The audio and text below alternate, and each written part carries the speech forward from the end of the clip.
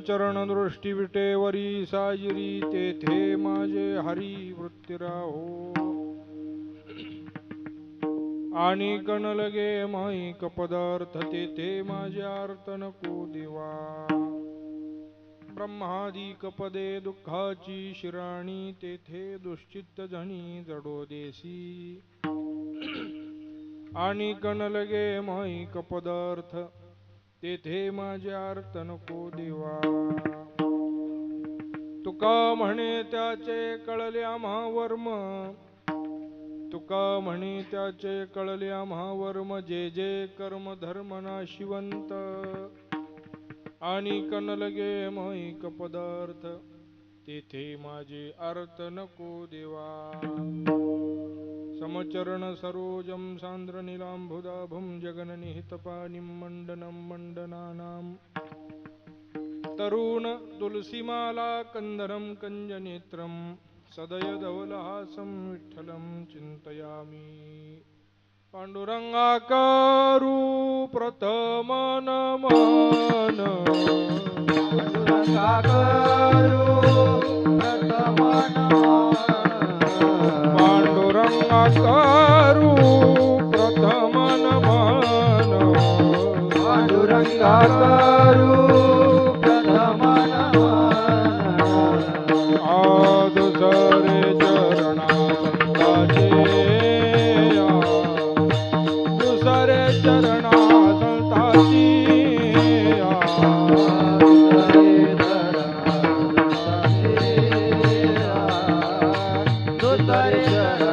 संताची पांडुरंगा करू प्रथम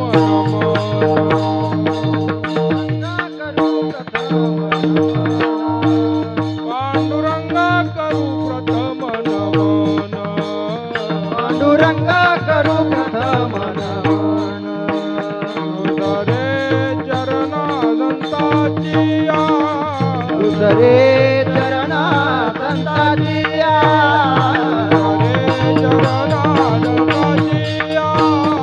दुसरे चरणा संताची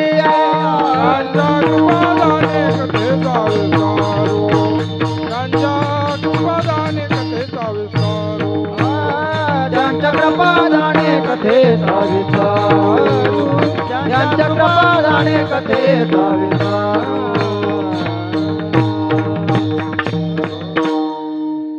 पांडुरंगा करू प्रथम नमन दुसरे चरणा संताच्या त्यांच्या कृपादाने कथेचा विस्तारू बाबाजी सद्गुरु दास तुका नमो सद्गुरु तुकाया ज्ञानदीपा नमो सद्गुरु सच्चिदानंद रूपा नमो सद्गुरु भक्त कल्याण मूर्ती नमो सद्गुरु भास्करा पूर्ण कीर्ती समचरण दृष्टी विटेवरी साजिरी तेथे माझे हरी वृत्ती राहो आणि कण लगे माईक पदार्थ तेथे माझे अर्थ नको देवा श्रीमंत महाराज जगद्गुरु तुकोबा राय प्रस्तुत अभंगामधून आपला असणारे आराध्य दैवत सकल सत्ताधीश श्री पांडुरंग परमात्मा या पांडुरंगाच्या स्वरूपाचं वर्णन या अभंगामध्ये करतात. मंगलाचरण नावाचं सुरुवातीला प्रकरण आहे गाथ्यामध्ये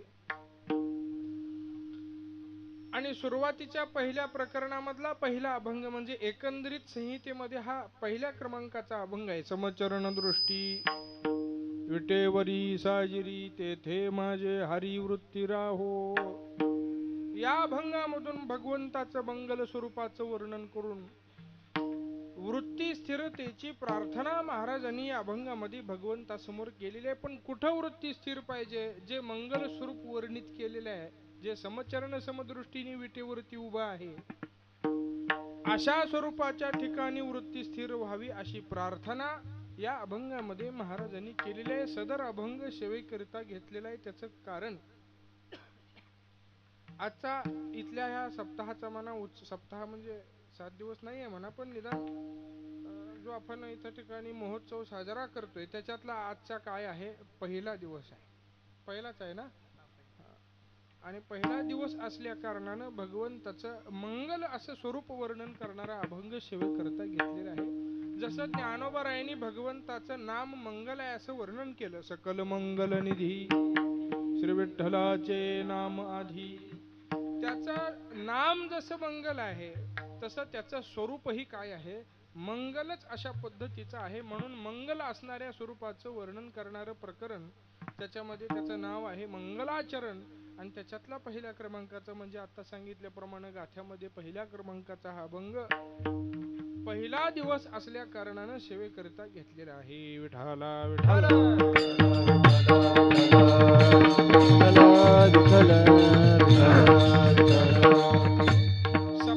सप्ताहाचा म्हणजे इथला हा पहिला दिवस आहे. यात काही नवल नाही. या गावामध्ये कीर्तन सेवेकरिता मी सुद्धा पहिल्यांदाच आलेलो आहे बरं का. म्हणजे कीर्तन सेवेकरिता असं का नमूद केलं नाही तर मी गावात बऱ्याच वेळा आलेलो आहे. पण कीर्तनाच्या सेवेकरिता म्हणून पहिल्यांदा आलेलो आहे. तुम्ही म्हणाल गावात बऱ्याच वेळेला का आलेलं आहे, कारण गावात बऱ्याच वेळेला आलेलो आहे कारण मी बरेच वर्ष शिरोळ मध्येच होतो. बरं. आणि इथं असो इथं नसो मार्गावरचं गाव असल्या कारणानं जाता येता या गावामध्ये बऱ्याच वेळेला येणं झालेलं असतं. पण काही इथं सेवा सप्ताह साजरा होतो असं काही माहिती नाही, किंवा जरी होत असला तरी त्याचं काही आपल्याला कल्पना नाही. पण या वेळेला या ठिकाणी या सप्ताह करता म्हणा पहिल्यांदा येणं झालेलं आहे. कितवं वर्ष आहे सप्ताहाचं? 4थं वर्ष आहे काय? बरं. म्हणजे फारच लवकर तुम्ही पंढरपूरमध्ये मजल मारलेली आहे. लोक आम्हाला बोलवायला 12वं वर्ष 25वं 51वं वाट बघतात. आणि मग या बाबा आमचं 12वं वर्ष सप्त्याचं आहे, तपपूर्ती आहे, द्वितपपूर्ती आहे, 25 रौप्य महोत्सव आहे, आणि तुम्ही 4थ्याच वर्षी पंढरीतले. बरं मला एकट्याला नाही बोलवलं, उद्या अण्णांनाही बोलवलेलं आहे. म्हणजे अगदी अशा पद्धतीने लवकरच पंढरीमध्ये तुम्ही हात घातलेला आहे. एका दृष्टीने पाहता ही चांगली गोष्ट आहे. असो, म्हणून करता आजच्या सेवेकरता हाच अभंग घेतला. त्याचं निमित्त कारण असं आहे की पहिला दिवस असल्या कारणानं पहिला अभंग सेवेकरता घेण्याचा एक प्रघात आमच्याकडे चालत आलेला आहे. म्हणून तद परंपरेला अनुसरून असणारा हा अभंगाची निवड आहे. कारण आपल्याला एखाद्या वेळेस कायदा मोडताना काही मनाला सल वाटत नाही, पण परंपरा मोडायचं म्हणलं की आपल्या मनाला ते सहन होत नाही. म्हणून करता त्या परंपरेला अनुसरून अशा सुरुवातीला या अभंगाची निवड आहे. ऐशी परंपरा आलीशे चालत, ऐशी परंपरा आलीशे चालत, ऐशी परंपरा आलीशे चालत, ऐशी परंपरा आलीशे चालत, भले त्याची नित त्या गावरी, भले त्याची नित त्या गावरी, भले त्याची नित त्या गावरी, भले त्याची नित त्या गावरी. ऐशी परंपरा आलीशे चालत, ऐशी परंपरा आलीशे चालत, ऐशी परंपरा आलीशे चालत, ऐशी परंपरा आलीशे चालत, भले त्याची नित त्या गावरी, भले त्याची नित त्या गावरी, भले त्याची नित त्या गावरी, भले त्याची नित त्या गावरी. आणि म्हणून या अभंगाची निवड आहे. या अभंगाला विशेष महत्व आहे. तसं पाहता जगद्गुरु तुकोबरायाच्या किंवा संतांच्या सर्वच अभंगाला विशेष महत्व प्राप्त असतं. सर्वच अभंग प्रासादिकच असतात. पण या अभंगाला काय विशेष आहे? हा अभंगाचा असा विशेष आहे की हा अभंग गाथ्यात पहिला आहे. म्हणजे क्रमांकानं किंवा अनुक्रमे काय आहे, सुरुवातीला आहे, पहिला आहे, प्रथम क्रमांकाचा अभंग आहे. मग काय पहिल्यांदा असला म्हणून काय विशेष झालं? तर त्याचा विशेष असा असतो, कोणताही ग्रंथ घेतला त्या ग्रंथाच्या आरंभाला म्हणजे सुरुवातीला जे वाङ्मय असतं त्या संपूर्ण ग्रंथाचं सूत्र सार सांगणारं वाङ्मय हे सुरुवातीला असतं. अलीकडल्या काळामध्ये प्रकाशित होणाऱ्या ग्रंथामध्ये ग्रंथकर्ता असं वाङ्मय लिहित नाही, पण त्याची तरतुदी दुसऱ्याकडूनच एकाकडून प्रस्तावना घेऊन केली जाते. ते प्रस्तावनेत अखंड ग्रंथाचं सूत्रसार म्हणलं जातं. हा त्यातलाच एक प्रकार आहे. तसं वाङ्मयीन ग्रंथामध्ये म्हणजे धार्मिक वाङ्मयीन ग्रंथामध्ये सुरुवातीचं वाङ्मय हे अखंड ग्रंथाचं सूत्र सांगणारं वाङ्मय असतं. साध्या भाषेमध्ये सांगायचं झालं तर पूर्वीचे लोक रेशमी फेटा बांधत असत. म्हणजे आता जसा हा रेशमी फेटा आहे अशी रेशमी फेटी पूर्व कालामध्ये बरेच लोक बांधत असत. आणि ज्याच्याकडे चांगला उत्तम प्रकाराचा रेशमाचा फेटा आहे, अगदी प्युअर आहे नाही का, प्युअर शब्द इंग्रजी आहे बरं का, पण आपण मराठी सारखं म्हणतोय नाही का, अगदी त्याच्यामध्ये असा चांगल्या दर्जाचा रेशमीचा फेटा आणल्याच्या नंतर एखादं वस्त्र, फेटाच पाहिजे असं नाही, साडी असते रेशमाची, तर त्याची उघडलेली घडी अत्यंतिक लांब असते अशी मोठी. तसं संपूर्ण गाथा म्हणजे उघडलेलं वस्त्र आहे. आणि ते रेशमी वस्त्र असल्या कारणानं त्याची जर घडी आपण व्यवस्थितरित्या घातली तर ती घडी एवढी लहान होते की अतिशयोक्ती म्हणून लोक सांगतात एवढी लहान घडी होती की काळी पिटीच्या डबड्यामध्ये बसते, असं अतिशयोक्तीनं म्हणलं जातं. पण निदान एवढी ती अशी लहान घडी होती की आपल्या खिशामध्ये तरी निदान बसते. तसं घडी केलेलं वस्त्र म्हणजे हा पहिला अभंग आहे. अखंड गाथ्याचं सूत्र सार या अभंगामध्ये महाराजांनी मांडलेलं आहे. तेथे माझे हरी वृत्ती राहो, अशा या भगवंताच्या ठिकाणी ज्याला वृत्ती स्थिर करायची आहे त्याच्याकरता पुढचा गाथा आहे. पहिल्याच चरणात महाराजांनी वृत्ती स्थिरतेची प्रार्थना गाथ्याच्या सुरुवातीला केलेली आहे. त्याचं कारण असं आहे की हेच या जीवनामधलं अंतिम अशा प्रकारचं ध्येय आहे. विठाला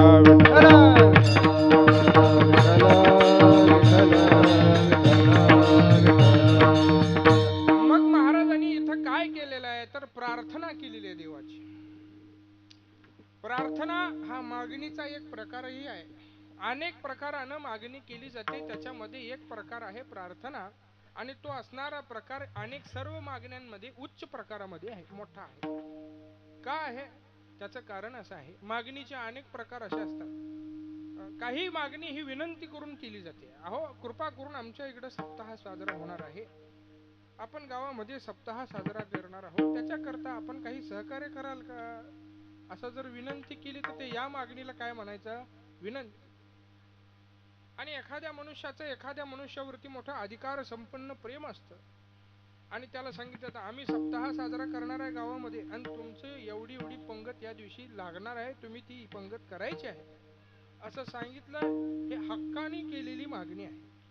म्हणजे पहिल्यांदा काय करुणात्मक मागणी केली जाते, विनंती करून मागणी केली जाते, हक्काने मागणी केली जाते. त्याच्या जाऊन पुढं असं आहे, नाही नाही तुम्ही ही द्यायलाच पाहिजे, अमुक अशा पद्धतीची गोष्ट मला हवी आहे आणि हे तुमच्याकडून पाहिजे, असं जर आपण म्हणत असू तर त्याला हक्क म्हणत नाही, त्याला हट्ट म्हणतात. म्हणजे काही मागणी ही हट्ट करून केली जाते. आणि याच्याही पुढे जाऊन एक मागणी केली जाते, त्याला म्हणले जातं तू धमकी देऊन मागणी केली, तुम्ही जर मला हे नाही दिलं, लहान मुलं देतात बरं का, मला अमुक प्रकाराची गोष्ट नाही दिली तर मी काही शाळेत जाणार, असं कुणी म्हणू नका बरं का. म्हणजे या मागणीला धमकी देऊन केलेलं मागणी म्हणायचं. तसं अनेक प्रकारामध्ये मागणी केली जाते. त्याच्यामध्ये ह्या सर्वोच्चतम प्रकार कोणता आहे तर प्रार्थना करून मागणी करायची. प्रार्थना म्हणजे काय, प्रार्थना म्हणजे दाता जो आहे, ज्याच्या समोर आपण मागणी करणार आहे, जो आपल्याला देणार आहे, असा जो दाता आहे त्या दात्याची स्तुती करायची.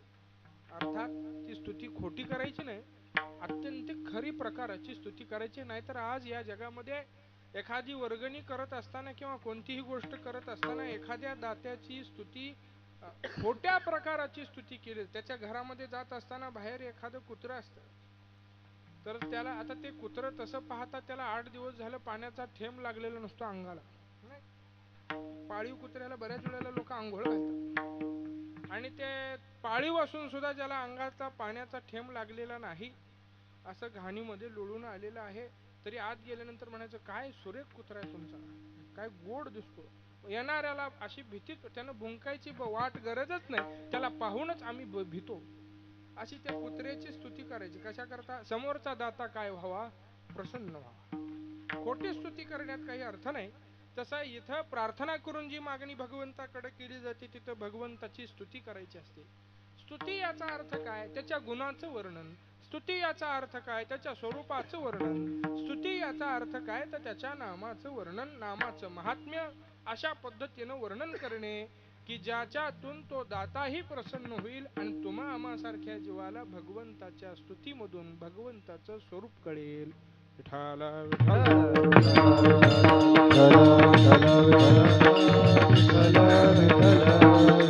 आता इथं महाराजांनी भगवंताचं वर्णन केलेलं आहे, स्तुती प्रार्थना केलेली आहे. याच्यातून महाराजांनी भगवंताला निश्चित स्वरूपानं प्रसन्न केलेलं आहे. पण दुसरा जो हेतू आहे याच्यामध्ये आपला फायदा असा आहे की तुकाराम महाराजांनी भगवंताची स्तुती केली, पण त्या स्तुतीमधून भगवंताचं नेमकं स्वरूप कसं आहे हे तुम्हा आम्हाला आपल्याला कळलं नाही. तर आपल्याला फक्त वरकरणी पाहता भगवान परमात्मा कसा दिसतो असं वरकरणी पाहता येईल. त्याच्या अंतरंगामधून तो कसा आहे, तो आपल्याकरता कसा व्यक्त होणार आहे, असं त्याचे जे गुण आहे या गुणाचं वर्णन आपणाला कळलं नसतं जर तुकाराम महाराजांसारख्या किंवा ज्ञानोबरायासारख्या नामदेवरायासारख्या संत महात्म्यांनी त्याच्या गुणनामाचं स्वरूपाचं वर्णन केलं नसतं. काय वर्णन केलेलं आहे? तर या अभंगापुरतं आपल्याला भगवंताचं स्वरूप बघायचं आहे. तसं भगवंताचं स्वरूप या अभंगामध्ये सांगितलेलं आहे एवढंच नाही, तर अनेक प्रकारानं त्याचं स्वरूप वेगवेगळं आहे. तो विस्तृत आहे, तो मोठा आहे. तसं मोठ्याचं स्वरूप एका वेळेला सांगता येत नाही. तसं एका दृष्टिकोनातून महाराजांनी मांडलेलं जे स्वरूप आहे त्याचं चिंतन आपल्याला आता या अभंगामध्ये करायचं आहे. यथामती यथा अवकाश. घड्याळाकडे पाहत पाहत, तुम्ही इथं लावलं नाही पण माझं आहे. बऱ्याच ठिकाणी कीर्तनाचा मंडप दिला का घड्याळ लावा घड्याळ लावा अशी काय असते, गडबड असते, तो गोंधळ असतो. आता ते का लावलं जातं ते लावणाऱ्यांना ठाऊक. म्हणजे लवकर सुरू करण्याकरता लावलं जातं का लवकर संपवण्याकरता लावलं जातं नाही, तर दोन्ही केलं तर उत्तम असतं. लवकर सुरू केलं तर लवकर संपवण्यालाही मोठा आनंद असतो. असो, कुणी काही घाबरू नका. तुमच्या कॅपॅसिटीच्या जास्त मी काही बोलणार नाही. आणि महाराज असं सांगतात या अभंगामध्ये की भगवंताचं एक स्वरूपाचं वर्णन केलेलं आहे. काय स्वरूप वर्णन केलेलं आहे? तर भगवान परमात्मा विटेवरती उभा आहे आणि तो जो विटेवरती उभा आहे तो विटेवर कसे पाय देऊन उभा आहे? समपायाने उभा आहे आणि त्याची दृष्टीही सम आहे. अशा पद्धतीनं भगवंताचं हे स्वरूप आहे, समचरण दृष्टी. आणि तो विटेवर उभा आहे ती मूर्ती आत्यंतिक साजिरी दिसत आहे. विटेवरी साजिरी आणि याच स्वरूपाच्या ठिकाणी माझी वृत्ती स्थिर राहावी, तेथे माझे हरी वृत्ती राहो, अशी प्रार्थना आहे. तुम्ही म्हणाल भगवान परमात्मा समचरणाने उभा हे देवाचं विशेषण आहे का? हो, हे देवाचं काय आहे? विशेषण. तुम्ही म्हणाल आम्ही पण उभारतो. परवा 26 जानेवारीला ध्वजवंदना करताना राष्ट्रगीत म्हणताना आम्ही सुद्धा समपायानेच उभं राहिलो का नाही राहिलो? मग आमच्यामध्ये आणि देवाच्या समपायामध्ये काय फरक आहे? निश्चित स्वरूपानं मोठा फरक आहे. भगवान परमात्मा समपायाने समदृष्टीने उभा आहे हे भगवंताचं विशेषण आहे. त्याचे कारण मीमांसा आपल्याला या अभंगामध्ये आजच्या कीर्तनामध्ये बघायची. कारण आज आपण तुम्ही सगळी मंडळी पंढरपूरला आलेला आहे. आपल्या आपल्या गावामध्ये असणाऱ्या पांडुरंगाची मूर्ती पाहिलेली आहे. घरामध्ये असलेल्या प्रतिमेमध्ये, देवघरातल्या मूर्तीमध्ये आपण पाहिलेलं आहे की पांडुरंग परमात्मा समान पाय ठेवून उभा आहे. एक पाय देवाचा पुढं नाही ना, एक मागं नाही, एक उचललेला नाही, कोणावर हात उगारलेला नाही, असा देव उभा आहे. मग हे देवाचं काय वैशिष्ट्य आहे? असा का तो उभा आहे तेच आपल्याला आता चिंतनामध्ये पाहायचं आहे. सुरुवातीलाच मी एक श्लोक म्हणला, समचरण सरोजम. प्रत्येक वेळेला मी म्हणत नाही पण या अभंगाच्या अनुकूल आहे म्हणून म्हणला की तो पद्मपुराणामधला श्लोक आहे. पद्मपुराणामधल्या श्लोकामध्ये सुद्धा वर्णन आहे की परमात्मा पांडुरंग परमात्मा हा समचरणाने उभा आहे. समचरण सरोजम. पुढे श्लोक आहे, सांद्र निलांबुदाभम जगनने हितपानिम मंडनम मंडनानाम तरुण तुलसीमाला कंदरम कंजनेत्रम सदय धवलासम विठ्ठलम चिंतयामी. असं समपायाने देव उभा आहे असं तिथं वर्णन आहे. तुकाराम महाराजांनी सुद्धा याला सांगितलं, समपाय करकटी उभा तटी भिवरेच्या किंवा विटेवरी ज्याची पाऊले समान तोची एकदान शूरदाता. ज्ञानोबराय सुद्धा सांगतात, समचरणीच्या खुणा उभा पंढरीचा राणा तो आवडे जना मना दुर्लभ गे माये. असा तो परमात्मा समपायाने उभा आहे हे सर्वच संत महात्म्यांनी सांगितलेलं आहे. चला सांगायला कशाला पाहिजे. मगाशी मी सांगितल्याप्रमाणे आपणही पंढरीला गेल्यानंतर देवाचं दर्शन घेतलेलं आहे आणि देवाच्या दर्शन घेताना आपल्या त्याच्या पायाकडे लक्ष गेलेलं आहे आणि आपल्यालाही लक्षात आलेलं आहे की देवाचे पाय काय आहेत, समान आहेत. एक पाय पुढं ठेवलेला नाही, मागं केलेलं नाही, उगारलेलं नाही. असा समपायाने तो परमात्मा त्या विटीवरती उभा आहे. असं काय विशेषण आहे हे देवाचं. सम सम म्हणजे नेमकं काय आहे. आता गंमत अशी आहे, मराठी व्याकरण हे अत्यंतिक मोठं समृद्ध आहे. मराठी व्याकरणामध्ये एकाच शब्दाचे अनेक अर्थ आहेत आणि याच्या पुढे जाऊन सांगायचं झालं तर अनेक शब्दाचा एक अर्थ आहे. असंही गोष्ट या मराठी व्याकरणामध्ये आहे. तुम्ही काही काळजी करू नका, मी व्याकरणाचा तास नाही घेणार. वेळ व्याकरणाची नाही, वेळ शिकरणाची आहे.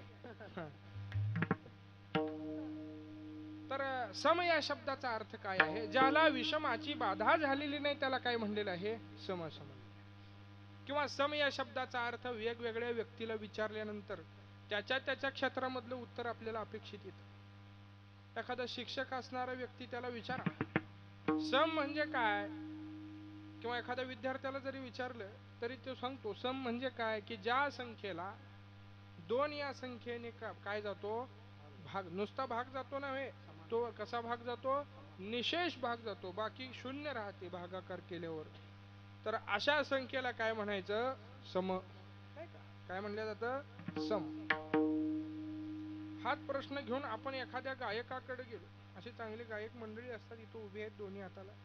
त्यांना विचारा अहो सम म्हणजे काय, तर ते म्हणतील बाबा असं उभ्या उभ्या काही सांगता येत नाही कीर्तनात, माझ्याकडे क्लासला या थोडंफार, नाहीतर नंतर नाही नंतर नाही, आता उभ्या उभ्या काहीतरी सांगा. मग म्हणल्यानंतर ते सांगतील बाबा गायन शास्त्रामध्ये सम, काल, ताल, घात, मात असे काही विविध विकल्प आहेत. त्या विकल्पाची चर्चा करायला माझ्याकडे काय करावं लागेल, तासाला यावं लागेल. एखाद्या वादक असणाऱ्या मंडळीला विचारा सम म्हणजे काय, तर ते वादक असणारी मंडळी, तुम्ही नाही बरं का, बाकीचे वादक असणारी मंडळी सांगतात सम म्हणजे काय, तर ते म्हणतात आम्ही जे दाखवत नाही त्याला सम म्हणायचं. वा विठाला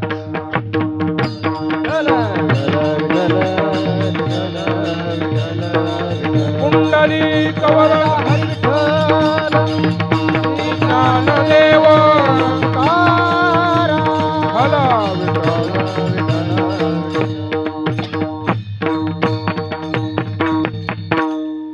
मग या सम या शब्दाचा नेमका इथं अर्थ असा आहे ज्याला विषमाची बाधा झालेली नाही, जो समपायाने उभा आहे, समदृष्टीने उभा आहे, असा पांडुरंग परमात्मा उभा आहे.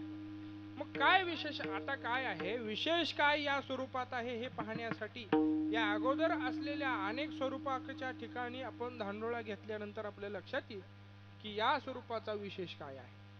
या अगोदरच्या अनेक अवतारामध्ये देव या भूतलावरती अवतीर्ण झाले. ज्ञानोबा तर सांगतात अनंत रूपे अनंत वेशे देखिले म्या त्याशी बापर कुमा देवीवरू खुनबानली कैशी. अशा अनेक वेळेला तो भूतलावरती आला.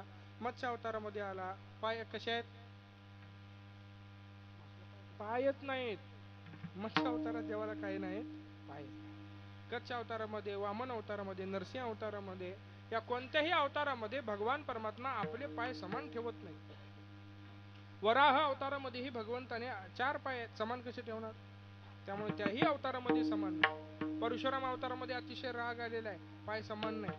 राम अवतारामध्ये धनुष्यबाण चालवण्याकरता एक पाय मागे आहे, एक पाय हे पुढे आहे. आणि कृष्ण अवतारामध्ये 1.5 पायावरती देव उभे आहेत. एक पाय पूर्ण उभा टेकवलेला आहे आणि एक पाय असा त्याच्यावर अर्धा टेकवलेला आहे. कधी कृष्णाची प्रतिमा आपण पाहिली तर आपल्या लक्षात येतं, देहुडा चरणी वाजवितो वेणू गोपिका रमणू स्वामी माझा, असा तो उभा आहे.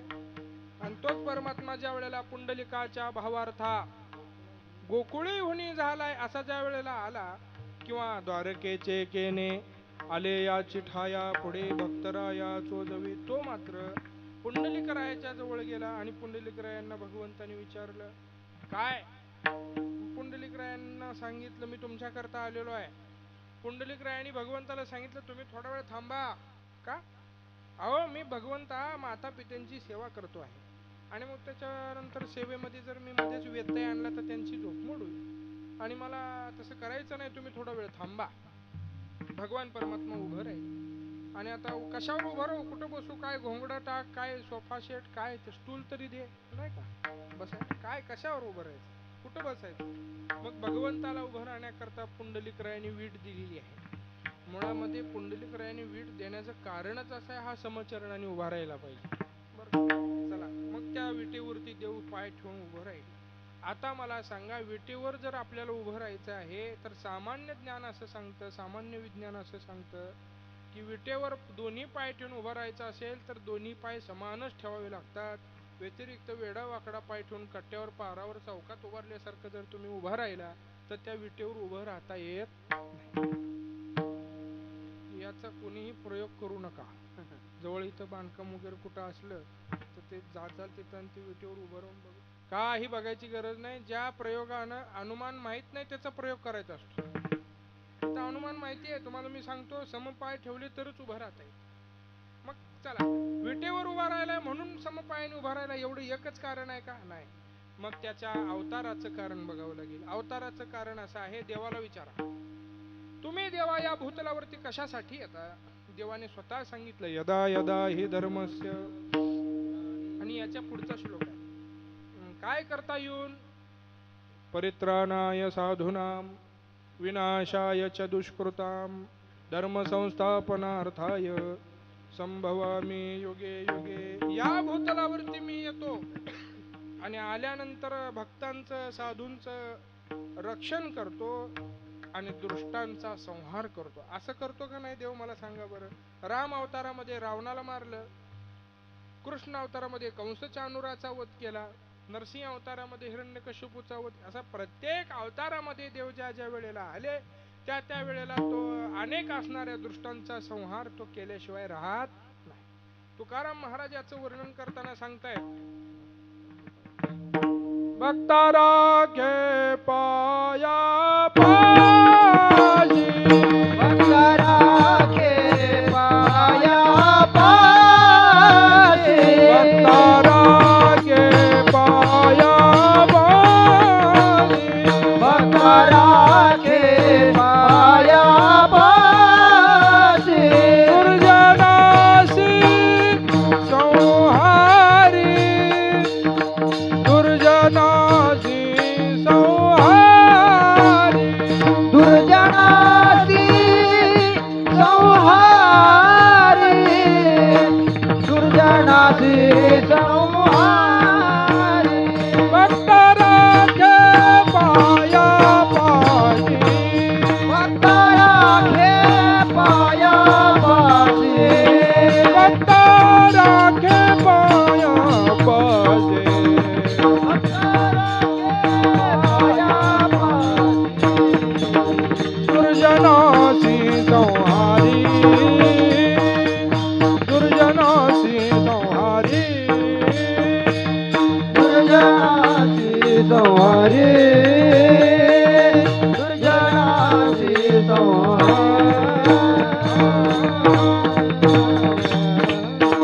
म्हणजे तुकाराम महाराजांनी जणू या श्लोकाचाच अनुवाद केल्यासारखं प्रमाण आहे. भक्ता राखे पायापाशी, तो भक्तांचं रक्षण करतो बर, आणि दुर्जनाशी संहारी असं त्याचा अवताराचं प्रयोजन असतं. तो या भूतलावरती अवताराला येतो तो याच कारणासाठी येतो बर. पण भगवंताला पुंडलिकरायाने सांगितलं, बाबा देवा तुझ्या अवताराचं प्रयोजन आम्हाला माहिती असतं बर. मग आता इथं उभं राहा, विटेवर उभं राहिलो बर. आता काय करू?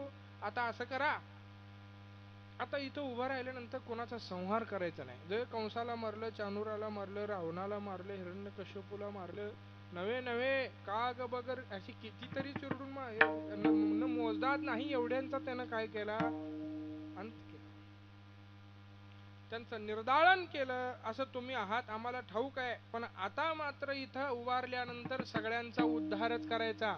एकासाठी भक्तासाठी वेगळा भाव, आणि दुर्जन आला तर त्याच्या समोर तलवार काढ, कुठं चक्रच काढ, कुठं गद, असं नाही करायचं. आता तुम्ही इथं उभं राहिले का येणाऱ्या सर्वाला उद्धारच करायचा, वेगळा भावच उत्पन्न करायचा नाही उद्धार सोडून, म्हणजे सम. याचा अर्थ काय? सम. विषम प्रकाराचा भावच उत्पन्न होऊ द्यायचा नाही, सगळ्यांप्रती समानच भाव व्यक्त करायचा, अशी पुंडलिकरायासारख्या भक्तांनी भगवंताला विनंती केली. आणि भगवंताने भक्तांचं नाही ऐकावं तर कुणाचं ऐका. आणि हा परमात्मा तिथं उभं राहिला. पुंडलिकरायासारख्या भक्तांनी भगवंताला सांगितलं, उद्धार करू कसा? हो, सगळ्याचा उद्धार करा. पंचमहापातकी विश्वासघातकी जाशी यमादिकी गांजियले ऐशिया पतिताशी करिरे सनात पूर्वी माझे आर्त पांडुरंगा देवा. इथं आता असं माझी इच्छा आहे की काय करा, सगळ्यांचा उद्धार करा. तुकाराम महाराजांनी भगवंताला यादी दिलेली आहे, मूढ, पापी.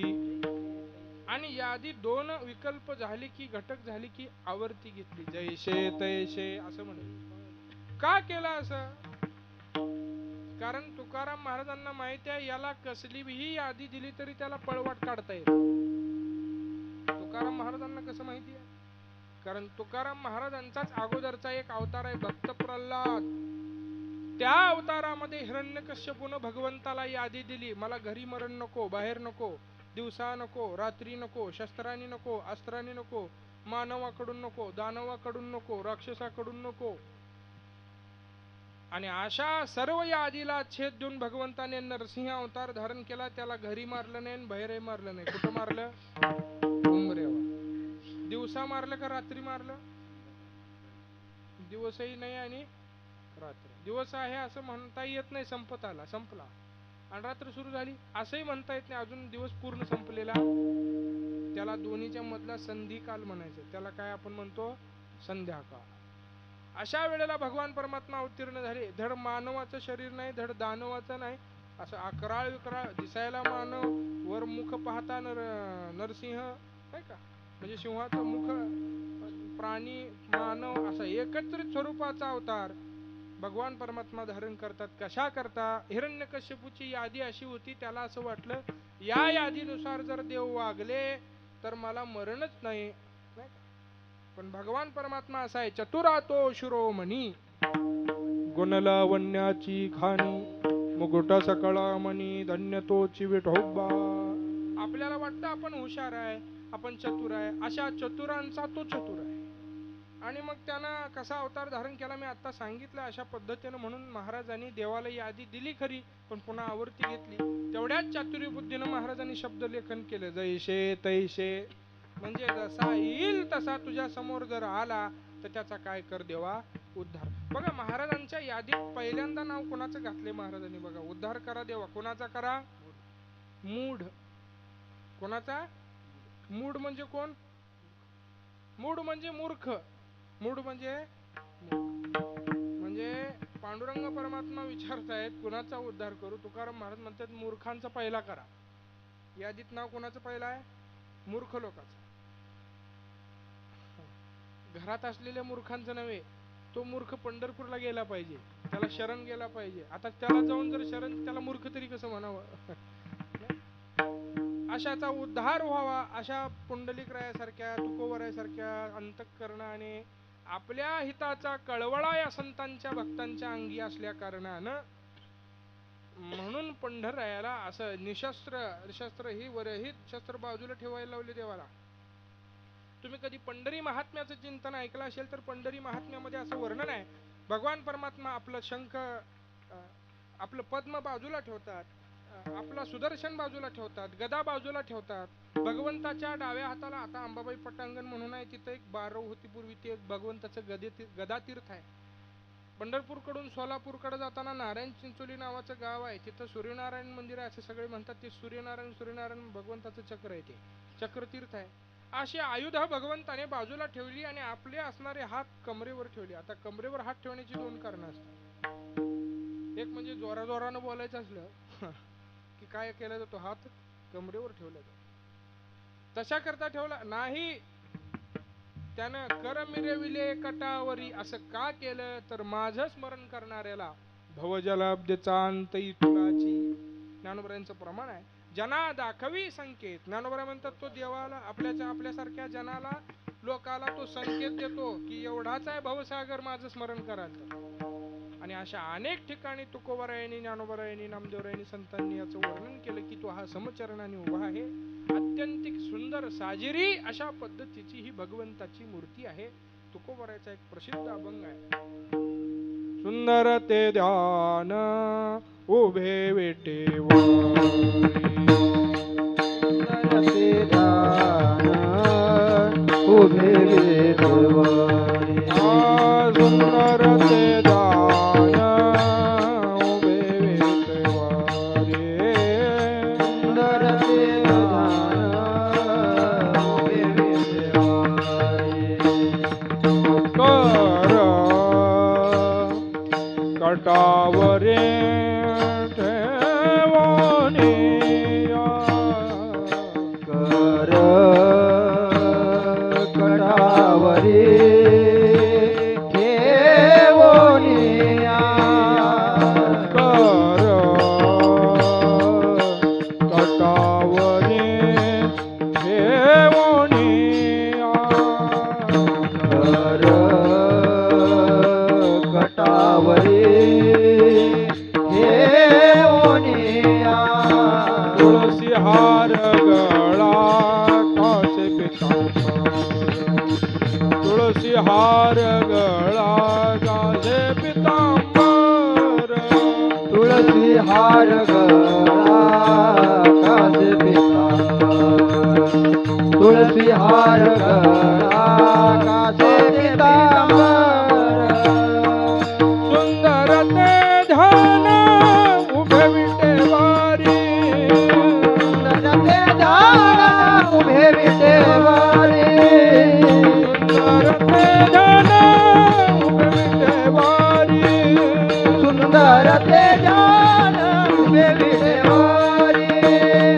कर कटावरी ठेवून या, कर कटावरी ठेवून या, कर कटेवारी ठेवोनिया. कर कटेवारी ठेवोनिया. गंमत काय आहे, मला पांढरी चारला कीर्तन करायची सवय. कर्म धर्म संयोगानं मी कालही काळी दोनला करून आलो, मग आज आता असू दे म्हणलं, जाऊ द्या. असा भाग झाला. काल का नाही केला असं तुम्ही विचाराल, काल ती पकवाजच लागले नाहीत पांढरीच्या, मग मध्येच उगत पांढरी तीनला करण्यापेक्षा आहे ते खाली दोन बरं आहे. विठाला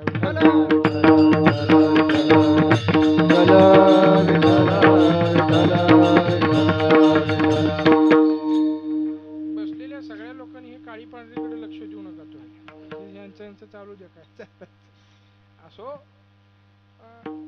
हा सुंदर अशा पद्धतीने ही मूर्ती उभी आहे. काय सुंदर आहे त्याच्यात, सगळ्यात महत्वाचं हे सुंदर आहे, तिथं जाणाऱ्या कोणाचाही संहार नाही, जाईल त्याचा उद्धार. एकच भाव आहे तिथं, समभाव. अलीकडल्या काळामध्ये अर्ध्या हळकुंडानं काही लोक शिकून पिवळे झाले, थोडं कुठंतरी काहीतरी शिकलात आणि उगत ते आपल्याला यायचं आणि ते समता बंधू, तुझ्या बापानं आमचा देव समान आहे, आमचा देव समपाय करकटी आहे. आमच्या श्रीहरीकडे पाहिलं सगळ्यात समतेचं मोठं प्रतीक म्हणजे श्रीहरी पांडुरंग परमात्मा आहे, जो कुणाला संहारच करणार नाही, सगळ्याचा उद्धार एकच भाव घेऊन तिथं भक्ता करता उभा आहे. याच्यापेक्षा मोठी समता आमच्यासारखी जगाला सांगण्यासारखी दुसरी कोणती नाही. आणि मग बाहेरच्या लोकांनी येऊन आपल्याला समता शिकवायची गरज नाही, हे तुम्हाला माहित असलं तर खरं आहे, नाही तर तुम्ही त्यांच्या समतेला हो हो करा असं नाही आहे. आपल्याकडे मुळामध्ये आपल्या वारकरी संप्रदायामध्ये म्हणा, आपल्या धर्मशास्त्रामध्ये समता बंधू ही मूल्य आपले निश्चित आपलीच आहेत आणि ती आपल्यातूनच त्या संविधानात गेलेली आहे, हे लक्षात घ्या. मग असो, अशा पद्धतीनं जगद्गुरु तुकोबाराय या भगवंताचा विशेष सांगतायत की इथं संहार नाही म्हणून त्याला सम म्हणलेला आहे, सर्वांवरती समान कृपा दृष्टी आहे म्हणून त्याला सम म्हणलेला आहे. एका करता दृष्टी वेगळी, दुसऱ्या करता दृष्टी असं नाही इथं, तर सगळ्यांवरती समान कृपा दृष्टी ठेवणारा हा स्वरूप आहे. या अगोदर हाच परमात्मा अनेक अवतारामध्ये अवतीर्ण झाला, त्यावेळेला यानं सर्वांवरती समान कृपा दृष्टी ठेवलेली नाही, पण इथं पुंडलिकरायासारख्या भक्तांसाठी त्याच्या विनवणीवरून विनंतीवरून तो इथं उभा राहिला आणि तो समचरण समदृष्टी उभा राहिला. त्याचं कारण तुकाराम महाराज सांगतात, तुका म्हणे समची देणे समचरणी उभा असे. तो समचरणाने उभा आहे असं अनेक ठिकाणी सांगितलं. आनंदाद्वय नित्य निरामय जे का निज ध्येय योगियांचे ते हे समचरण साजरे विटेवरी पहा भीमातिरी विठ्ठल रूप. याच्या भगवंताच्या अनेक स्वरूप आहेत आणि या स्वरूपापेक्षा असं समान स्वरूप दुसरं कुठलंही नाही. म्हणून पंढरी क्षेत्रामध्ये उभा असलेल्या या मूर्तीला सर्वश्रेष्ठ मूर्ती म्हणलेले का? ज्ञानोबा सांगतात, हे 24 मूर्तीचे उद्धरण शिवसहस्रनामाशी गहन हेची हरिहराचे चिंतन विश्ववंद्य मूर्ती ते. शास्त्रामध्ये 24 मूर्ती आहेत. केशवाय नमः, माधवाय नमः, गोविंदाय नमः, त्रिविक्रमाय नमः, अच्युताय नमः, मधुसूदनाय नमः. अजून आठवले तर 4-5 आठवते. हे किती नाव आहेत? 24 नाव आहेत. कोण संध्यावंदन नित्य करत असले तर त्याला माहिती असते. 24 नाव आहे. यांनी आपला उद्धार होईल असं शास्त्र सांगतं. यात काही शंकाच नाही, बरोबर आहे. पण यांचा उद्धार करायचा असेल तर 25व्या विटेवरच्या मूर्तीकडे जावं लागेल. म्हणून ज्ञानोबा सांगतात, बाप रखुमा देवी वरु विठ्ठलू 25वा 24 मूर्ती वेगळा रया असा. म्हणून तुकोबाराय सांगतात की हे सर्वश्रेष्ठ स्वरूप आहे. किंवा एक सुभाषित, आता आपल्याकडे फड संप्रदायामध्ये सुभाषित म्हणत नाहीत. त्याचं कारण असं आहे, सुभाषिताकाराच्या गळ्यात माळ आहे का नाही हे माहिती नाही, म्हणून आपल्याकडे शक्यतो कोण म्हणत नाही. पण एक इथं उपयोगाचं म्हणून तुम्हाला सांगतो. एक सुभाषित आहे, सर्व देव नमस्कारम केशवम प्रतिगच्छति असा एक श्लोक आहे का सुभाषित आहे बहुतेक. कोणताही नमस्कार केला तरी तो कुठं प्राप्त होतो? त्या केशवालाच प्राप्त होतो असं त्याचा अर्थ आहे. तसं कारण हे सर्वश्रेष्ठ स्वरूप आहे आणि म्हणून या स्वरूपाच्या ठिकाणी तेथे माझे हरी वृत्ती राहो असं प्रार्थना महाराजांनी इथं केलेली आहे. महाराज सांगतायत वृत्ती या स्वरूपाच्या ठिकाणी स्थिर राहावी. कारण का? कारण वृत्तीचे 2 प्रकार आहेत. वृत्ती, प्रवृत्ती, निवृत्ती अशा अनेक प्रकारामध्ये मोडली. निवृत्ती या प्रकारामध्ये संत महात्मे तुम्ही आम्ही प्रवृत्तीमध्ये, त्याच्यात पुन्हा चांगली प्रवृत्ती वाईट प्रवृत्ती असे विकल्प 2 आहेत. एक वेळ अशी येते की ही वृत्ती आपली साथ सोडत नाही. नवे नवे आपल्याकडे अशी म्हण आहे की आपली सावली आपली साथ सोडत नाही. एखादे मनुष्य 2 मनुष्य चांगले घनिष्ठ मित्र असले तर याच्या सावलीसारखा तो असं म्हणतात. पण विशिष्ट कालखंडाला ते काही क्षण वेगळे वेगळे राहतात. नाही असं नाही, आपापल्या घरी गेले ते वेगळे वेगळे. तसं सावली सुद्धा आपली साथ सोडत नाही असं म्हणलं जातं. पण रात्रीच्या समयाला, अमावस्येच्या रात्रीला सावली नसते. दुपारी अपराह्न काळाला सूर्य ज्या वेळेला डोक्यावर येतो त्यावेळेला पाहाल तर सावली नसते. तेवढ्या क्षणाला सावली राहत नाही, पण तेवढ्या क्षणापुरती ही वृत्ती बाजूला ठेवता येत, वृत्ती सोबतच असते. म्हणून ही वृत्ती अत्यंतिक महत्वाच्या ठिकाणी स्थिर राहावी अशी प्रार्थना केली. वृत्ती सहित मज लपवी माझे मन चरणी ठेवी हृदयी निवृत्ती पदोपदी गोवितो गोसावी दिनोद्धारणा अशा पंढरीरायाला महाराज प्रार्थना करतायत. तेथे माझे हरे वृत्ती राहो विठोबा रखुमा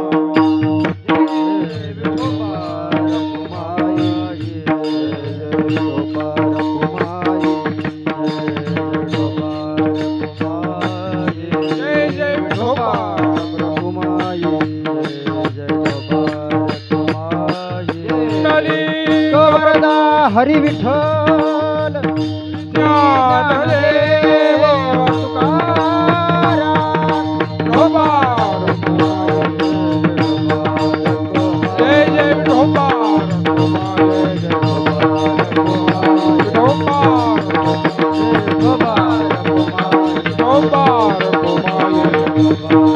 बोला पुंडलिक वरदा हरी विठ्ठल श्री ज्ञानदेव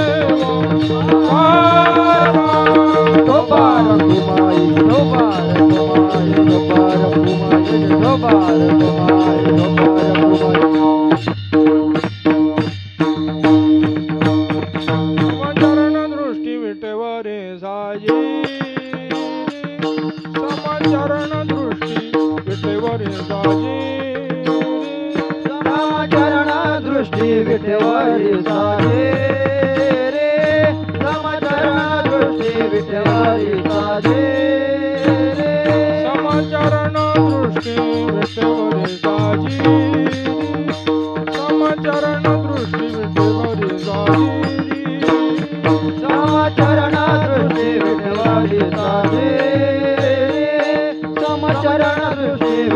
हरीचा दे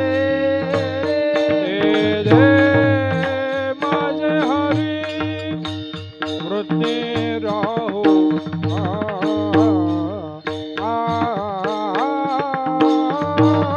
येते माझे हरी वृत्ती राहो आणि कण लगे माईक पदार्थ आणि कण लगे माईक पदार्थ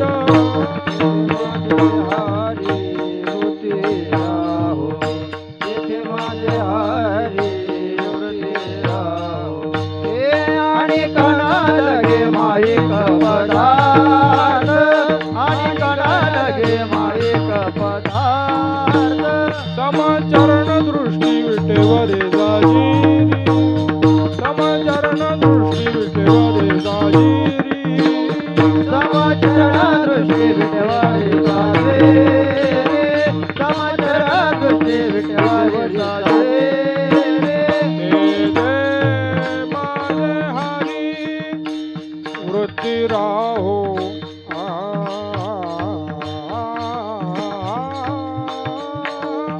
तेथे माझे हरी वृत्ती राहो आणि कण लगे माईक पदार्थ आणि कण लगे माईक पदार्थ येथे माझे हरी तेथे माझे हरी वृत्ती राहो आणि माईक पदार्थ आणि कणाला लगे माईक पदार्थ दे माझे माझे माझे अर्थ नको देवा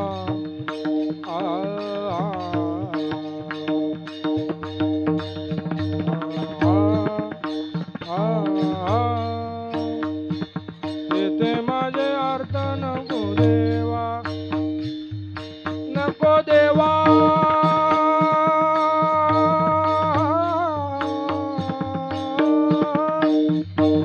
येते माझे अर्थ नको देवा आणि कण लगे माईक पदार्थ आणि कण लगे माईक पदार्थ येथे माझे अर्थ नको देवा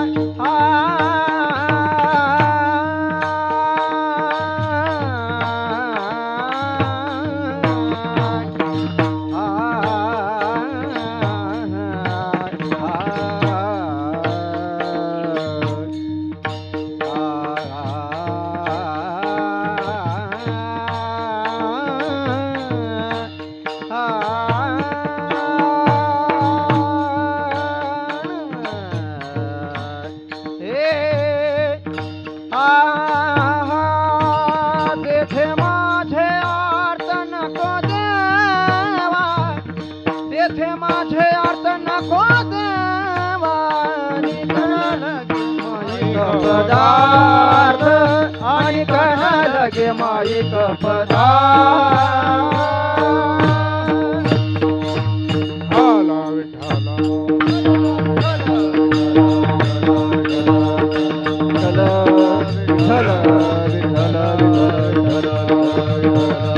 काली गवरला ज्ञान देव तुकाराम आला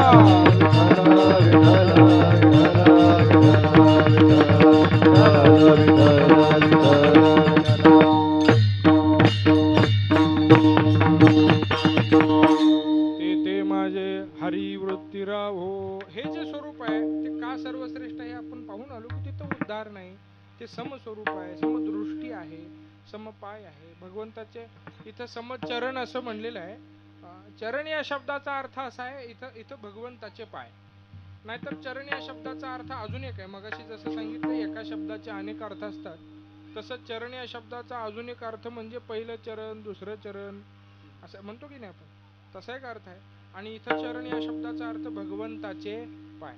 भगवंताचे चरण सम आहेत तिथं त्या अवतारात, त्या पंढरी क्षेत्रामध्ये उभा असलेल्या स्वरूपामध्ये.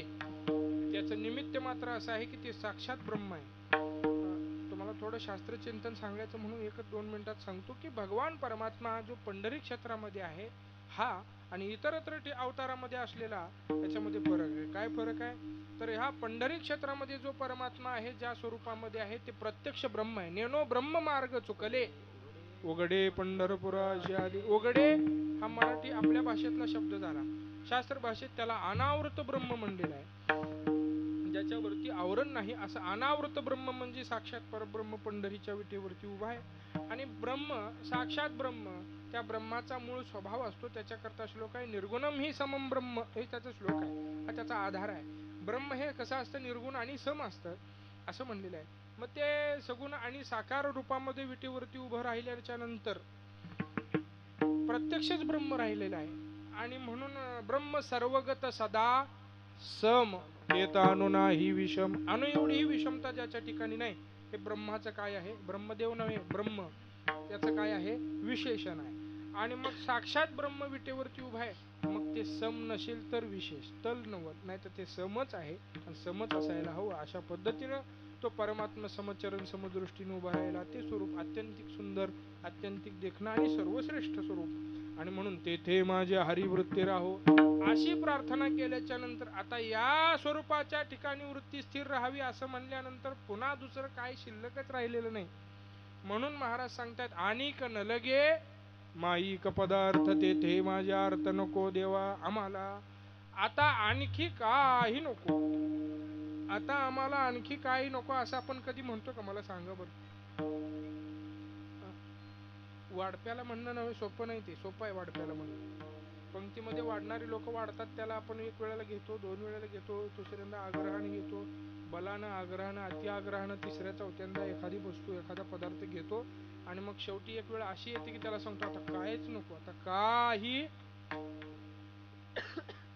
पण असं म्हणतो आता काही नको सकाळपर्यंत, हे त्याच्या पुढे मनात आहे की नाही सकाळ पुढे. तेवढ्या म्हणण्यासारखं ते सोपं नाही. आणि कण लगे माईक पदार्थ असं एवढं जे सोपं आहे, आणखी काही नको असं महाराज म्हणतायत ते तेवढं आपल्या करता सोपं नाही. आपल्या करता पुन्हा पुन्हा पुन्हा पुन्हा पुन्हा पुन्हा आपलं मन काही थांबत नाही. आपल्याला माहिती आहे बघा, आपण चालत चाललो तर जवळून सायकल गेली की ती आवडते, सायकलवर बसलो तर मोटरसायकल गेली जवळ ती आवडते, मोटरसायकलवर बसलो चांगल्या पद्धतीने एखादी मोठी मोटरसायकल ती आवडते, त्याच्यावर बसलो तरी एखादी 4 चाकी गेली की ती आवडते, त्याच्यात पुन्हा बसलो तरी चांगल्या पद्धतीने मोठी 4 चाकी ती आवडतं. व हवेतून एखादा हेलिकॉप्टर ते आवडतं. आता जाऊ नका वर हवेवर बरं का. असं मन मला सांगायचं काय आहे की त्याची काही अतृप्ती तृप्त नावाची अवस्था त्याला लवकर मिळतच नाही. पण महाराजांनी इथं मात्र म्हणले आणि कणल गे माईक पदार्थ. का नको आहेत अनेक पदार्थ महाराजांना, त्याचं कारणही तिथंच आहे. माईक पदार्थ म्हणूनच नको आहे. काय नको आहे, माईक नको आहे. माईक का नको आहे, कारण येरती माईके दुःखाचे जनिती नाही आधी अंत्य अवसानी. माईक पदार्थाच्या योगानं दुःख होतं, दुःखाला जन्म देतात. आणि ज्या ठिकाणी वृत्ती स्थिरतेची प्रार्थना केली ते स्वरूप सुखमय आहे. सुखरूपाईसा दुजा कोणी सांगा, माझ्या पांडुरंगा सारिका तो सर्व सुखाचे आगर बापर खुमा देवीवर. असं ते स्वरूप सुखाचं आहे. आणि मग पुन्हा प्राप्त झाल्यानंतर सुख एकदा प्राप्त झाले पुन्हा दुःख प्राप्त व्हावं असं कोण वाटतं, कोणाला वाटतं या जगात, कोणाला. तसं महाराजही सांगतात माईक पदार्थ नकोत. आणि न लगे माईक पदार्थ, का तर दुःखमय आहे, दुःखाला जन्म देणार आहेत. म्हणून येरती माईके दुःखाची जनिती, म्हणून माईक नको आहे. माईक नको आहे म्हणलं तू घेऊन जाऊ नको, हा माईक पाहिजे आहे. या माईक बद्दल मी बोलत नाहीये. माईक जे नाव आहे हे इंग्रजी नाव झालं. मराठीमध्ये माईक याचा अर्थ ज्याची उत्पत्ती मायेपासून झालेली आहे असा त्याला काय म्हणलेलं आहे, माईक. मग कशा कशाची उत्पत्ती, अहो भगवान परमात्मा सोडलं की सगळं जग काय आहे, माईक आहे. नाही तर ते माईक नको माईक नको म्हणलं तिथनं एक बटन बंद केलं सगळे माईक बंद होतात बरं का. बघा अरे अरे नाही उगाच मनावर घेऊ नको, तुझ्याबद्दल नाही चाललंय. बरं माईक नको म्हणायला उद्या वास्कर महाराजांनी त्यांच्याकडे वास्कर महाराजच्या फडात माईक लावत, पूर्वी लावत नव्हते, मला वाटतं आता लावतात का? नाही लावत, खालच्या वाड्यात लावत नाहीत, वरच्या बी नाही. वा माईक फडावर लावत नाही. आम्ही वाळवंटात 8 महिने लावतच नाही. वाळवंटात काही लावण्याला काही तिथं कनेक्शनच नाही. ही दिवकर फडाचं, ते आजरेकराचं, ही असं काही तिथं नाही कनेक्शन. तिथं एकच कनेक्शन आहे, वाळवंट आणि पुढं उभा देव, तो उभा राहा सगळे आणि आपापल्या पद्धतीनं काय करा, त्याची भक्ती करा, त्याचं भजन करा. कोण विठोबा रखुमाई म्हणा, नाही तर कोण विठ्ठल विठ्ठल म्हणा, कोण ज्ञानोबारायचं चिंतन करा, कोण तुकोबारायचं करा, पण एकमेव नामचिंतन करा. हा एकच दंडक आहे बरं का. नाही तर अलीकडल्या काळामध्ये असा सगळा गोंधळ झालेला आहे लोकांमध्ये. आता तुम्हाला सांगायला काही हरकत नाही. तुम्ही म्हणाल तुम्हाला सगळ्यात फडावरचं का माहिती आहे, त्याचं कारण मी तुम्हाला सांगतो. मी शिकलो तिथं आजरेकर फडा. आमचे आजोबा शिरोळमध्ये श्रीगुरु तुकाराम महाराज काळे, ते आमचे आजोबा, आईचे वडील. मी त्यांच्या आम्ही शिकतानाच मी आजरेकर फडावर शिकलो. पंढरीमध्ये गेल्यानंतर आमचे शेजारीच वास्कर महाराज राहतात. ते आमचं मोठं सख्य प्रेम आहे, अत्यंतिक मैत्री आहे. आणि मूळचा मी देहूकर आहे, त्यामुळे तिन्ही कडलं मला माहिती आहे. त्यामुळे कुणी येऊन जास्तीचं ज्ञान मला सांग, आमच्याकडं असं आहे असं म्हणायचं, तुमच्याकडे काय आहे हे मला माहिती आहे. नाही तर काय झालंय लोकांमध्ये, हे आमचा असा फड आहे, तुमचा असा, हेच काही नाही आहे. गंमत काय आहे तुम्हाला मी सांगतो.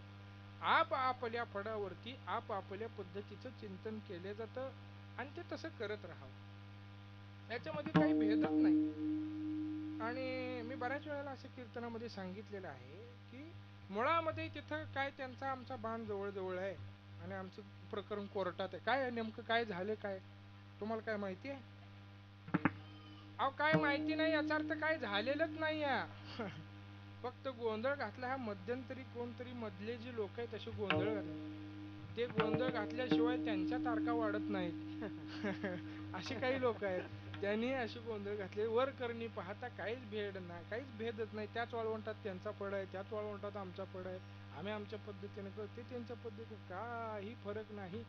आपलं तीर्थ एक आहे, आपलं क्षेत्र एक आहे, आपला देव एक आहे, आपलं ग्रंथ एक आहेत, आपलं संत एक आहेत. त्याच्यापेक्षा अजून काय तुझा भाव मांडण्याचं काही कारण नाही आहे. आपापल्या पद्धतीने आपापल्या वेळेला चिंतन करत राहा. आणि उगाच त्यांचं कीर्तन आहे आम्ही उभारत नाही, आमचं कीर्तन आहे तुम्ही, अशा बुद्धीनं तुम्ही आपल्यात भेद करा. मग ते परवा मोठा किती सत्संग झाला बघितलं का, तुमच्या गावाच्या जिल्ह्याजवळ झालेलं आहे. किती 100 लोक आले तिथं बघा. मग तुम्ही भांडा इथले इथं, आणि ते मग लोक सगळं आपला परिसर घेऊन जाऊ दे. सगळं ते आपल्या महाराष्ट्रात येऊन लोक बाहेर परदेशात येऊन इथं सत्संग करतात. आणि ही मुळात संतांची भूमी. याचं कारण काय, आपल्यामध्ये एकी नाही. एकी ठेवा. कोणाचंही कीर्तन असलं तरी टाळ वाजवा. आपल्या फडावर असलं तर आपल्या पद्धतीने करायचं. दुसऱ्यांच्या फडावर कीर्तनाला कधी वेळेला जाण्याचा योग येतो, टाळ घेण्याचा योग येतो. आता इथं काही देहूकर फडावरले लोक आलेले आहेत, काही वास्कर महाराजांचे आहेत, काही आजरेकरांचे आहेत. आता उद्या वास्कर महाराजांचं कीर्तन आहे म्हणून आमच्या लोकांनी असं म्हणायचं नाही त्यांचं कीर्तन आहे आम्ही टाळ नाही वाजव. अरे तुझं तू टाळ वाजव आणि परत ये. तुला म्हणायला सांगितली चालतं म्हण, नाही तर गप टाळ वाजव आणि हात जोडून परत ये. काय अडचण आहे. भगवंताची काय करा, सेवा करा. विठ्ठल विठ्ठल.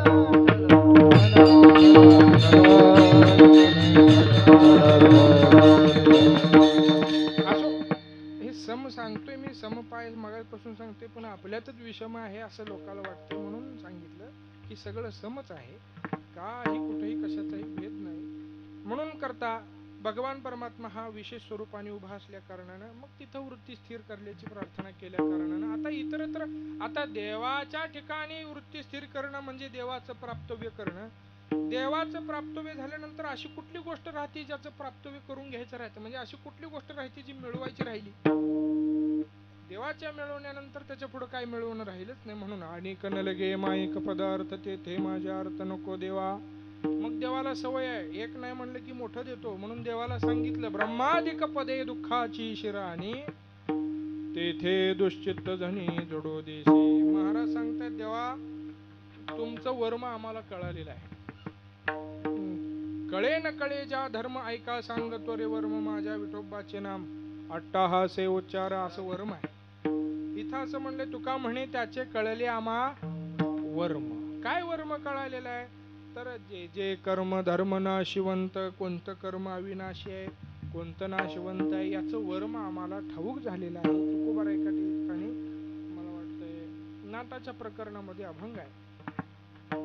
जोडिले हे न सरे धन, जोडिले न सरे धन, अविनाश आनंद घन, अविनाश आनंद घन, अमूर्त मूर्ती मधुसूदन, अमूर्त मूर्ती मधुसूदन, समचरणी देखिला, समाचरणी देखिला, समचरणी देखिला, समाचरणी देखिला, परवा फळला शकून, परवा फळला शकून, परवा फळला शकून, परवा फळला शकून, जोडिले न सरे धन, जोडिले न सरे धन, अविनाश आनंद घन, अविनाश आनंद घन, अमूर्त मूर्ती मधुसूदन, समाचरणी देखिला, अमूर्त मूर्ती मधुसूदन, समाचरणी देखियाला. महाराज सांगतात हा परमात्मा तेवढा अविनाशी आहे. जोडिले हे नसरे धन, काय अविनाश आनंद घन, कोण अमूर्त मूर्ती मधुसूदन, कसा समचरणी देखिला. या व्यतिरिक्त हे वर्म कळालेलं आहे. वर्म म्हणजे काय सांगू का? वर्म म्हणजे एक अशी गोष्ट कुठल्याही क्षेत्रामध्ये ज्या त्या क्षेत्रातल्या पारंगत अनुभवी व्यक्तीला ते प्राप्त असतं, त्याला काय म्हणायचं? वर्म. म्हणजे अगदी साधी गोष्ट तुम्हाला सांगायचं झालं, एखाद्या वेळेला आपण पकवाज लावतो. आता आपल्यासारख्या कीर्तनकाराला पकवाज प्रत्यक्ष लावण्याचा योग जास्त वेळा येत नाही. लावलेला बरोबर आहे का, कितीला आहे, कमी करायला पाहिजे का वाढ, ह्या एवढं ज्ञान असतं, पण प्रत्यक्ष पकवाज लावायला पाहिजे आता असा प्रसंग शक्यतो पडत नाही लवकर कधी. आणि जर कधी पडलात का बऱ्याच वेळेला असं होतं की काही लोक वाजवणारे चांगले असतात, पण त्यांना पकवाज लावा म्हणलं ते म्हणतात मला लावता नाही. आणि प्रत्येक वाजवणाऱ्याला लावता येतो असंही नाही, आणि प्रत्येक लावणाऱ्याला वाजवता येतो असाही नाही बरं का. मग ते एखादा वाजवणारा असतो तो लावून द्या, आता त्याला कशाला सांगायचं मी सारखं लावत नाही. मग आपण लावायचा प्रयत्न करतो.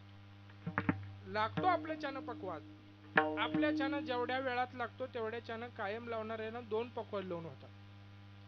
कायम लावणारा मनुष्य आपण 1 पकवाज लावूपर्यंत त्याचे किती होतात? 2 लावून होतील. का तर त्याच्यातलं काय ठाऊक आहे?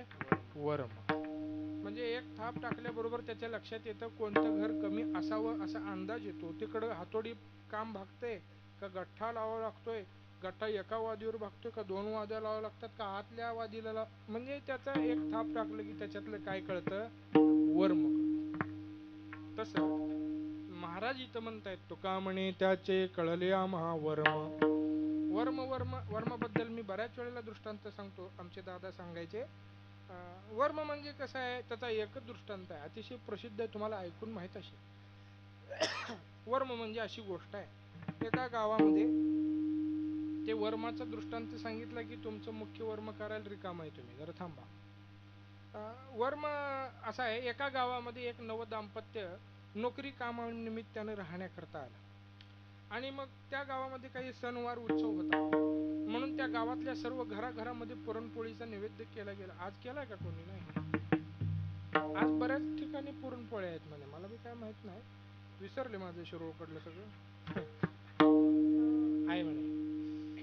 मग पुरणपोळ्या सगळ्या घराघरामध्ये आहेत. शाळेला वगैरे गावामध्ये मोठी यात्रा असल्या कारणानं थोडीफार सुट्टी आहे. त्यांच्या कामाधंद्यालाही सुट्टी आहे.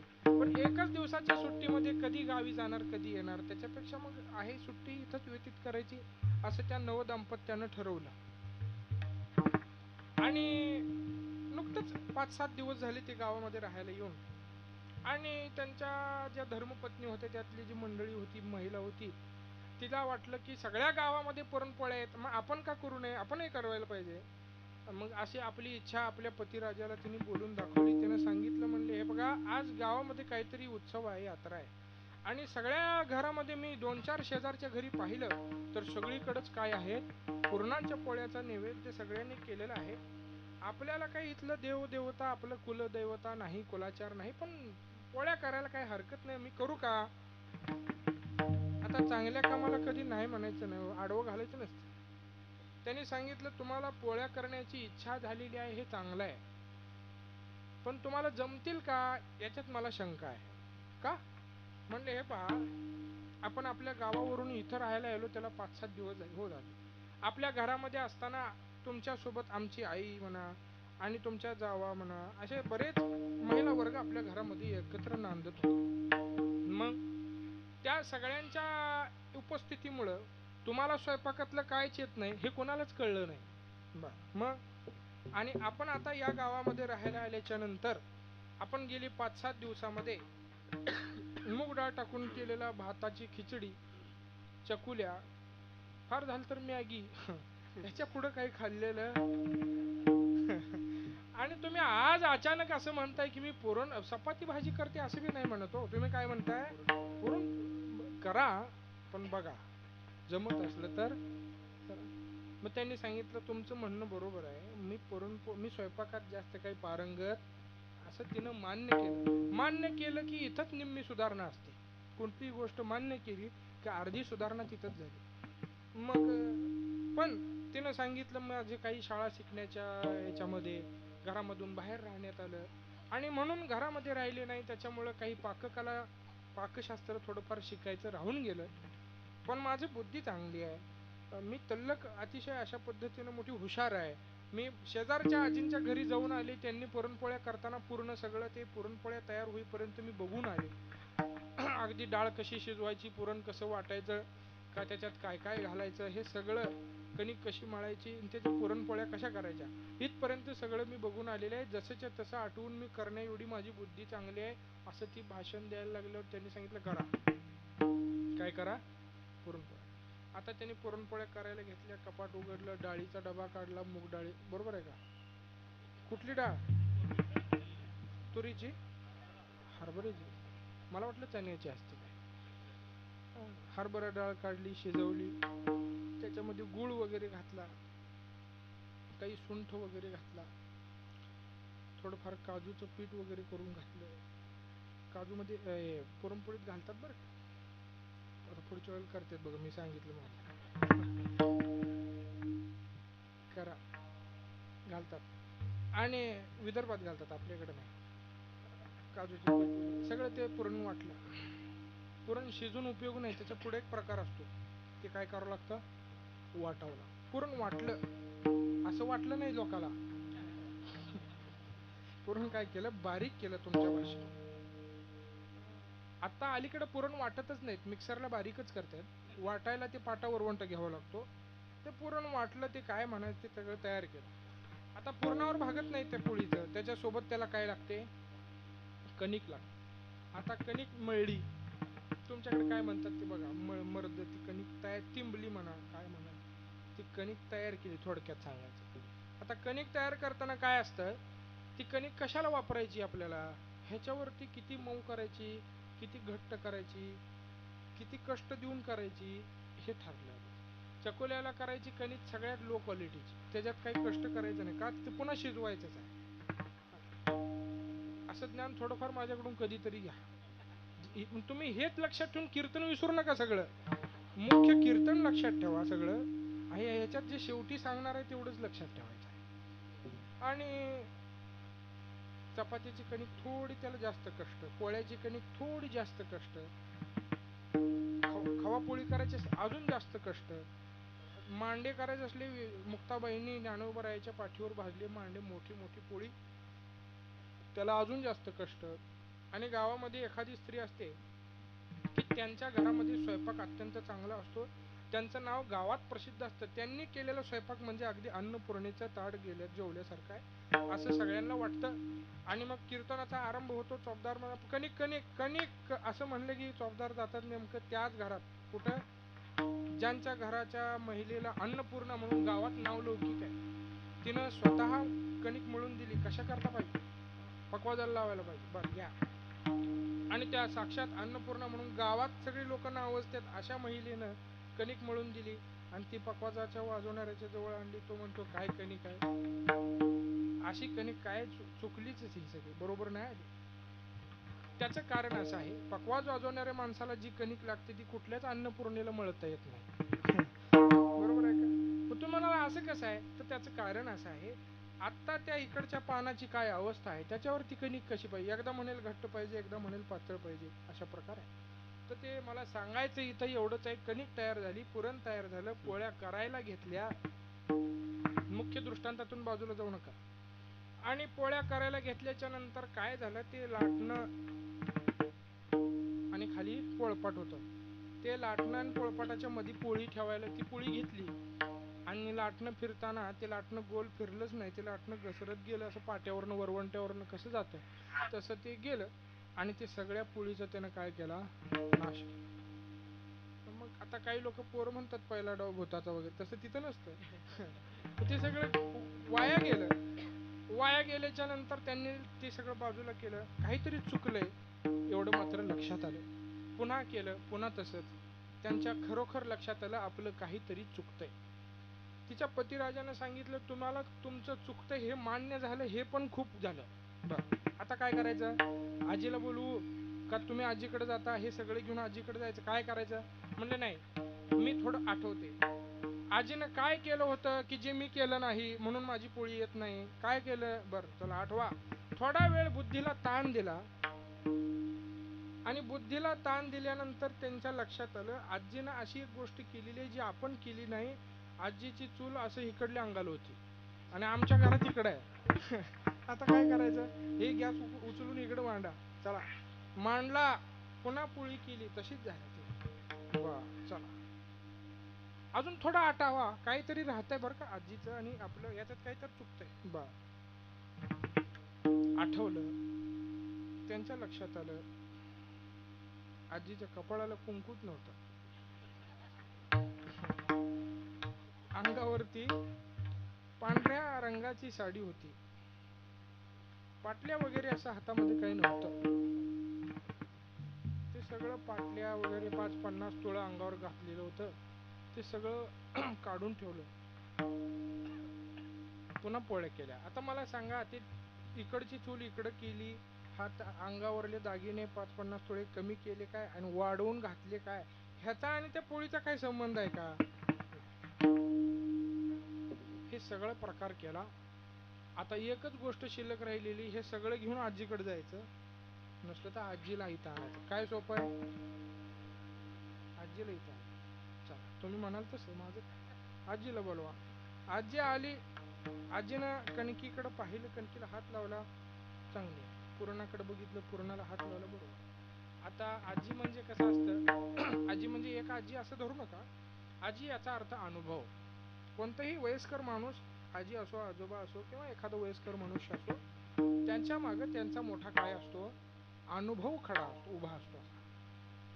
बरेच पावसाळे त्यांनी काढलेले असतात, बराच मोठा अनुभव या जगतामध्ये त्यांना आलेला असतो आणि त्या अनुभवाचा उपयोग तुमच्या आमच्या सारख्याने करून घ्यायचा असतो. हेच आपल्याला कळत नाही, म्हणून आपण प्रत्येक वेळेला पाय घसरून तोंडावर पडतो. मग ते आजी म्हणजे त्यांच्याकडे जो असलेला अनुभव होता त्या जोरावर त्यांनी सांगितलं कणिक आणि पुरण याच्यात काही चुकलं नाही, आता करून दाखव बघू काय चुकतंय.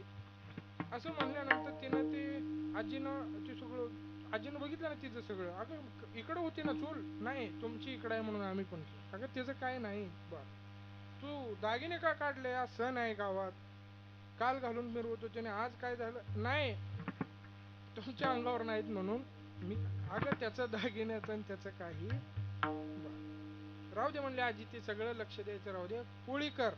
पोळी करायला तिनं अशी कणिक घेतली डाव्या हातामध्ये, असं मोठं पुरण घेतलं. आता कणिक किती घेतले आणि पुरण किती घेतले तुम्ही माझ्याकडे लक्ष असलं तर कळेल.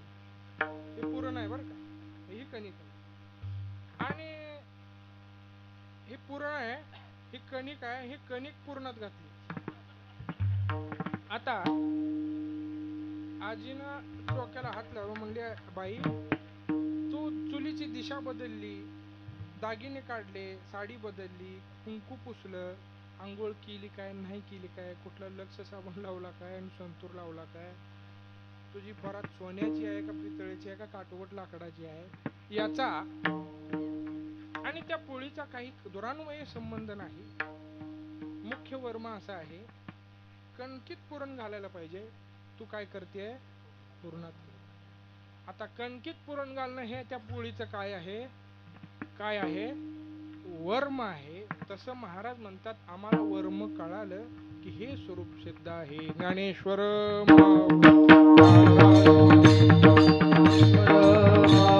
ज्ञानराज माऊली, जय जय ज्ञानेश्वर माऊली, जय जय ज्ञानेश्वर माऊली ज्ञानराज माऊली, जय जय ज्ञानेश्वर माऊली ज्ञानराज माऊली, जय ज्ञानेश्वर माऊली ज्ञानराज माऊली. पुंडरी गौरधारी विठ्ठल श्री ज्ञानदेव तुकाराम, ज्ञानेश्वर माऊली ज्ञानराज माऊली, ज्ञानेश्वर माऊली ज्ञानराज माऊली.